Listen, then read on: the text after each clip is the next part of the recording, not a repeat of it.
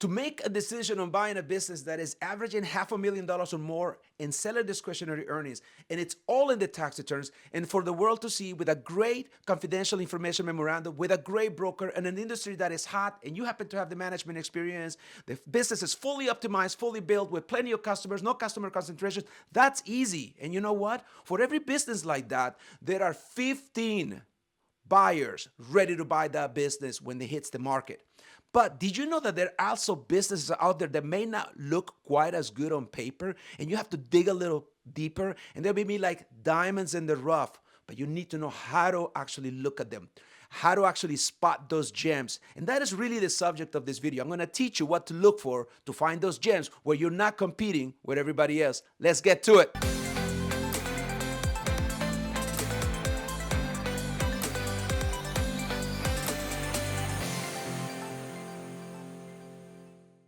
Hey everybody, welcome to my channel. I am your host, Leo Landaverde, business broker and commercial lender, helping you buy and scale a profitable business. If you are a small business owner looking to buy a business, or a W-2 employee sick and tired of the rat race wanting to get out by buying a profitable business, you are in the right place. Please subscribe to my channel and don't forget to hit the bell, and you'll be notified every Thursday when new content comes out. This is exciting, so let's get into it. Why hidden gem businesses exist? I'm going to give you 3 categories for you to watch out for. Aging owners. Do you know that over 50% of small business owners are over the age of 55? And many of them are getting older, sicker, tired of running a business, or simply bored of running a profitable business for 30 years. And that's no longer just about the cash. You can only make so much money. What you want is time. Time is more important than money, as you made a lot of money already and you probably have a lot of the stuff paid for. So aging owners are starting to really think and looking beyond cash. They probably have plenty of cash in their retirement and SEP, IRA, solo Ks. They have a lot of money. Their houses are paid in full. Their kids moved away. They just want more time to do whatever they want other than running a business. So when you have aging owners, that where could be a hidden gem. Also, internal mismanagement. Think about a lot of these folks that actually started a business 20, 30, 40, 50 years ago. They didn't have the masters, the MBA and the finance degree and all these things that you need nowadays to actually be able to deal in the economy that we are in, AI and tools and tech and whatever you need, and social media and pay-per-click. A lot of them don't have that, so they don't have the management and the know-how or have the people to helping them.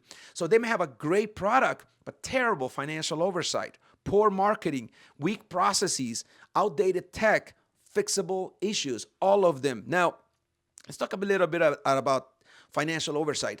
A lot of business owners, they're not going to run, if these business owners have a business that are doing at least $1 million a year, you'll be surprised how many of them don't run it on accrual versus cash basis. Now, I teach this topic that anything that is running over $1 million should be actually run on an accrual basis versus cash. Now, what happens when they're running on a cash basis? Their gross profit, their revenue is going to look lumpy, and then there's going to be some seasonality to that, and then it's going to look weird. So, and then they file their returns on a cash basis, so there's no way to reconcile to accruals. So you have to kind of make heads or tails or figure out how to actually going to afford this business, because he made $1 million in 1 year, lost money in the next year, and it kind of goes all over the place. And a lot of people dismiss those businesses simply because they don't know how to evaluate it, and they don't know how to reconcile cash to accrual. So that is probably the number one reason why some businesses don't sell, because the broker doesn't know how to tell the story in a way that it makes sense. And a lot of these brokers that are putting business on the market, they're not savvy enough to actually tell the story to the lender, which means the deal won't be pre-approved. And a lot of buyers are looking for deals that are pre-approved. So that sort of makes them go down the rank, and they will sit in the market for a long time and wondering what happened. Also, external pressures. This is kind of a biggie. Right now, with the advent of AI and machine learning and all the software tools, industry shifts are happening. There are regulatory changes, economic downturns, all making owners desperate to sell. to figure out, hey, I'm done trying to figure out how to do this. And we are in a very influx about a social, political, global economy in which now there were no tariffs, there are tariffs, and how are they going to affect you, taxation changes and all that. And some owners, I'm like, I'm done. I'm done trying to figure this thing out. I want out. And sometimes if you couple that with the fact that they're not running good financial statements, they're going to severely undervalue their own business, which actually could be a windfall for the right buyer. But you want to know what to look for. So aging owners, internal mismanagement, and external pressures are some of the things that drive some of those valuations that are not going to make the cut at the actual valuation that should be. So they're going to be 20-30% undervalued. That's what you can do to pick them up. We actually picked up businesses that are 40-50% undervalued. We had a business that closed inside of our group late last year with a $500,000 price correction, just because we knew how to spot a downward trend revenue that actually we were able to correct post-close. Where to find these opportunities? Well, you can actually find some of those deals on market. Places like DealStream and Biz Buy Sell. You're going to search for keywords like owner motivated or price to sell or restructuring. Those are keywords to tell you that they may be a little tougher to finance. Are you stuck and trying to figure out how to buy a business? Have you tried it all? The lenders are not calling you back. The brokers are not calling you back. You're definitely getting a response from anyone. You don't have a buy box. You don't even know what type of business you want to buy. You're not even sure if that makes sense. Should you get a HELOC before you actually talk to a lender? What do you need to do about the seasoning of your money for your down payment? When do you actually put your resume together? When do you talk about business plans, etc., etc., etc.? If you need help, we're willing to help you. We're willing to give you a complimentary call to kind of help you figure out how to buy a business. This is what we do. This is all we talk about in this channel. So connect with us. Either drop me a comment below or shoot me an email. Email addresses above and below. Let's connect. Let us help you buy a profitable business. Now, there are some deals that are right now on market that are not financeable by SBA lenders. No SBA lender is going to finance it. But if this is a real true gem, you should be able to work something out if it makes sense on a seller financing situation in which you put 10-20% down and the seller actually carries the paper, which in some ways is a good tax play for the seller. Remember, when you have a liquidity event, if you're the seller of a business and you don't have enough cost basis to basically to offset, in the capital gains side of things, you're going to have what it's called just basic income. You're going to have income in your tax returns, operational income, not capital gains. And so a lot of ways that you're going to, we actually talk to the sellers is we need to have a plan with your CPA as to how we're going to structure this deal to actually benefit you on a cash basis. So also, some folks are like so done and they're just at the edge of bankruptcy and they just really just basically dump the business.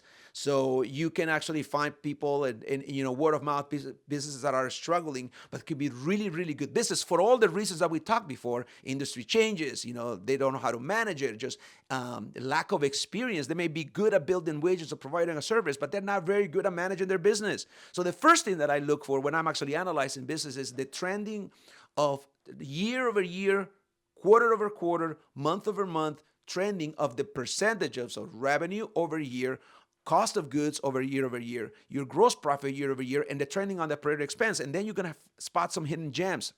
You got a network. The business of buying a business is take action kind of business, massive action. That's what I tell all of the members of our group all the time, in our live calls. It's like, look, you can't just wait for the deal to fall on your lap. You got to go after it. You got to network. You got to talk to accountants. People like me. I'm just an accountant. I'm also a CFO, and I'm a licensed mergers and acquisitions guy. So guys like me have the deals. We have always deals on market. M&A attorneys or transactional attorneys, labor law attorneys, commercial realtors. If you have a commercial real estate agent who transacts in those big businesses, those buildings in the industrial or office space who are owned by business owners who actually are doing arm's length transactions, they have the LLC and they pay rent to themselves and they want to sell, they come to the real estate agent and I want to sell my building, but I also want to sell my business. There may be an opportunity. So you need to talk to them. You need to be a networker. auctioneers as well. They have their ear. You want to know what though you want to go to those centers of influence that are close proximity to those business owners. Otherwise, a broker is going to get to it, it's going to take it to market. It's going to be too late for you. You got to leverage LinkedIn and Facebook. That's what I do. Um, you wanna if nobody knows that you're looking for a business, how are you actually going to buy a business, right?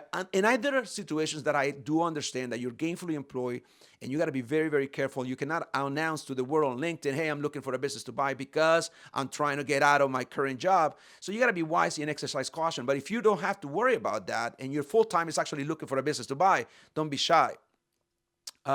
Franchisors.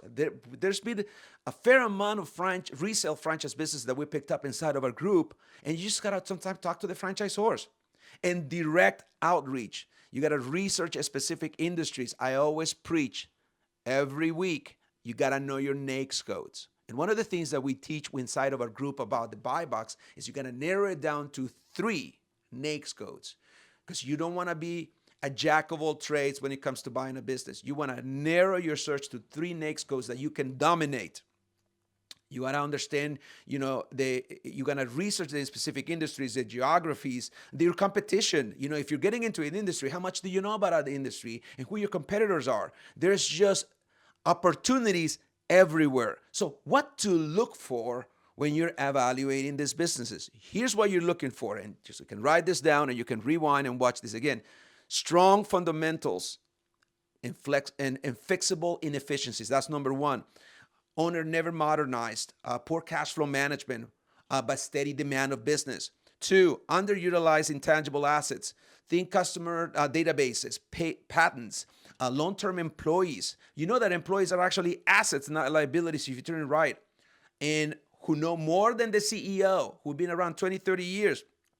Brand strength, number 3, hidden beneath mediocrity. So you got a great local reputation, but 0 online presences. Did you know that there are businesses coming in? I actually got a business coming into market.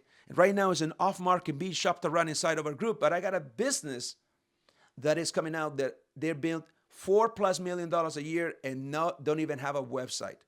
So think about that, right? Look for immediate operational wins. Simple things like better inventory systems, employee training, SOPs, digital marketing can definitely blow up your revenue, explode, and that's what you want. You want to buy a business when you can take that, you can pay for the past, but really invest in the future. You can't be a business owner if you're not a marketing person. So to own a business, if you don't know marketing, you need to learn marketing, because that's your number 1 role. You can always fix the operating expense, but you cannot really grow the revenue if you're not paying attention to it, because when you pay attention, grows. Also, last but not least, and number 5 would be sustainable competitive advantage left dormant. Loyal customers, but no loyalty program. Stellar culture, but no employee retention strategy. That's value left on the table. So there is a lot more, and I'm going to do a 2-parter for this, but just think about those things, right? There are hidden gems out there in the marketplace, on market and off market. You just need to know what to look and how to do it. Thank you for watching this video.